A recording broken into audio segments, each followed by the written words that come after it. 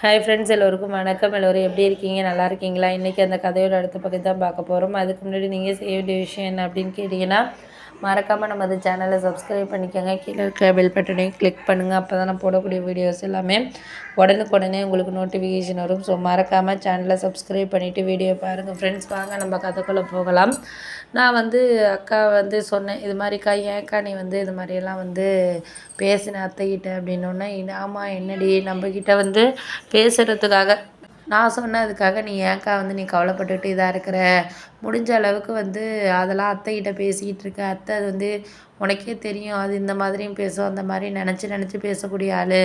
அது உடனே அண்ணங்கிட்ட அண்ணிகிட்டெல்லாம் நீ இப்படி பேசியிருக்கிறத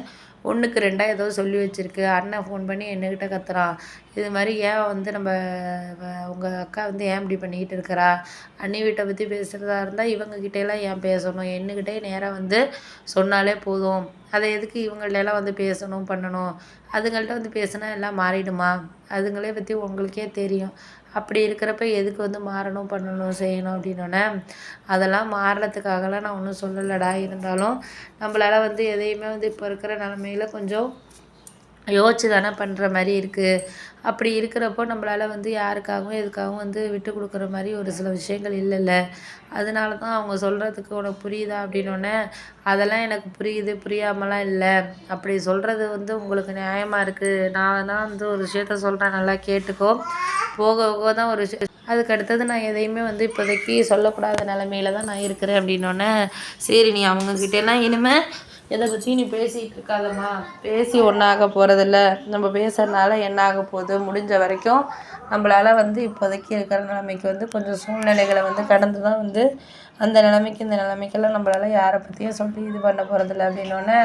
சரி நீ ஒன்றும் கவலைப்படாத, இருந்தாலும் இந்த நேரத்துக்கு இது கொஞ்சம் நம்மளுக்கு மனசு இதாக இருக்கிற மாதிரி தோணும், போக போக தான் எல்லாம் சரியாகும் அப்படின்னோடனே, சரியாகிறது சரியாகட்டும், நம்மளுக்கு இதுக்கு மேலே யாரையும் எதுக்காகவும் நம்ம ப்ளேம் பண்ணிகிட்டு இருக்க வேண்டாம், போக போக எல்லாம் கொஞ்சம் மாறக்கூடிய ஒரு விஷயங்கள் தான், மாறுறது மாறட்டும், அதுக்காக நம்ம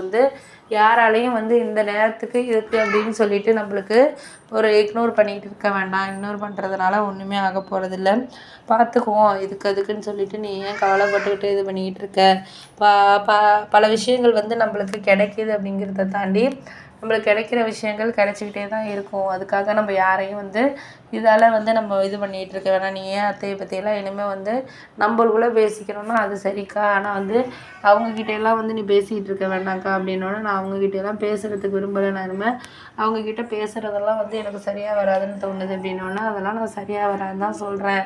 அவங்கக்கிட்டையெல்லாம் நெய்வாக பேசிகிட்டு இருக்காது, நம்மளுக்குள்ளே பேசிக்கவும் பண்ணுவோம் செய்வோமே தவிர நம்ம அவங்கக்கிட்ட பேசணுங்கிற அவசியம் இல்லை அப்படிங்கிறத நீ புரிஞ்சுக்கக்கா,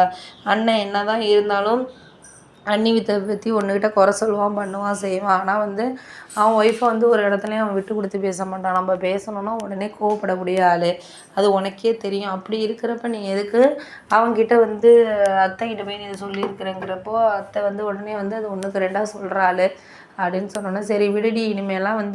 உங்கள் அண்ணியை பற்றியும் சரி உங்கள் அண்ணனை பற்றியும் நான் எதையுமே யார்கிட்டையுமே சொல்ல மாட்டேன், அம்மா இனிமேல் அண்ணனை பற்றி அங்கே நடக்கிற விஷயங்கள்லாம் என்கிட்ட குறை சொல்லிக்கிட்டு இருக்க சொல்லாத, நான் பேசுகிறதுனால தானே பிரச்சனை வருது, நான் பேசலை இனிமேல், நான் என் பொழப்ப பார்த்துக்கிட்டு இருக்கேன், என் புருஷன் சம்பாதிக்கிறாரு, நான் சாப்பிட்றேன், இவனால் எனக்கு ஒரு ரூபா புண்ணியம் கிடையாது, ஒன்றும் இல்லை, அன்றைக்கி கஷ்டம்னு வந்தப்போ நான் தானே நகையெல்லாம் கொடுத்தேன் அப்படிங்கிற மாதிரி எங்கள் அக்கா என்கிட்ட சொன்னிச்சு.